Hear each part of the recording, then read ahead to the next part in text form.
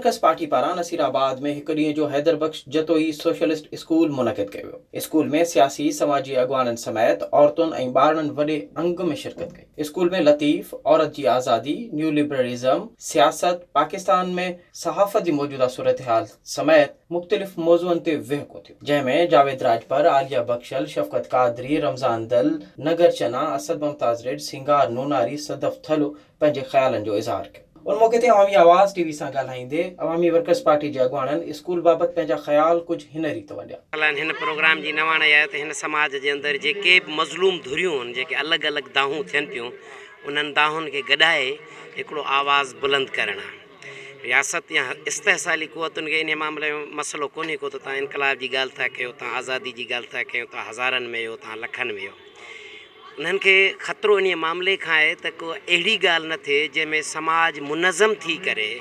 हिन निज़ाम जे ख़िलाफ़ बीहे। हिन प्रोग्राम जी अहमियत इहा आहे त हीअ समाज जे अंदरि उन्हनि सियासी कारकुननि खे तयारु थो करे जेके हिन निज़ाम जी इस्तेहसाली निज़ाम खे सम्झी सघनि ऐं हिन जे ख़िलाफ़ अवाम जो एतमाद भरोसो क़ाइमु कंदे अवाम खे अॻुवाणी करे सघनि। अहिड़ा मौज़ू हुया जेके असां चाहियूं पिया त असांजे माण्हुनि खे ख़ासि तौर ते जेके ॿाहिरि में रहनि था उन्हनि ताईं इहे मामला पहुचनि, उन्हनि ताईं इन्हनि सवालनि ते ॻाल्हायो वञे। ऐं असां ॾाढो ख़ुशि आहियूं त हिते जेका पार्टिसिपेशन आहे उहा ओवरऑल पूरी असांजी लाड़काने डिवीज़न जी दादूअ ताईं जेके दोस्त आहिनि, मुतहरिक सियासी समाजी कारकुन आहिनि, अदीब आहिनि,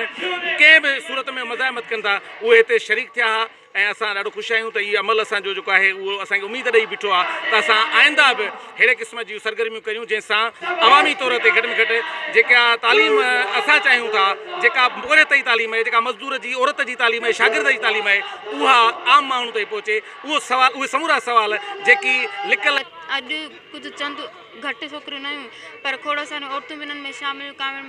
आमना आवाज़ जेका पहिरियों मुंहिंजे ख़्याल में नसीराबाद में पहिरियों दफ़ो का औरत आई आहे जंहिं क्लासिकल डांस परफॉर्म कई आहे, कथक डांस परफॉर्म कई आहे, जंहिंजो असरु मुंहिंजे ख़्याल में पॉज़िटिव वियो आहे। त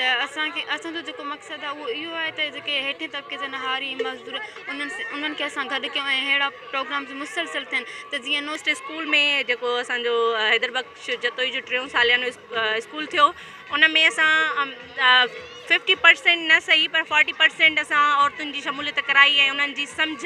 जो सवाल हुयो जे यकीनन सम्झो बि हूंदो कामरेड आलिया जॾहिं इन ॻाल्हि ॿोल ते आई ऐं औरत सवाल ते ॻाल्हायो, सिंध में औरत जो जेको सवाल आहे मां सम्झां थी त हिन स्कूल में इन शइ जी नवाण हुई ऐं असां अहिड़ा मुख़्तलिफ़ स्कूल्स कराईंदा रहंदा आहियूं। ख़ासि करे नसीराबाद खे इहा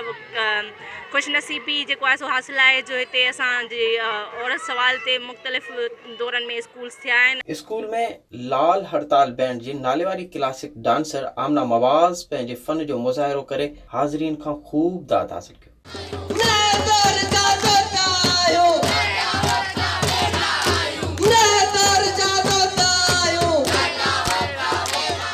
विज़िट कयो अवामी आवाज़ मीडिया ग्रुप जी वेबसाइट awamiawaz.pk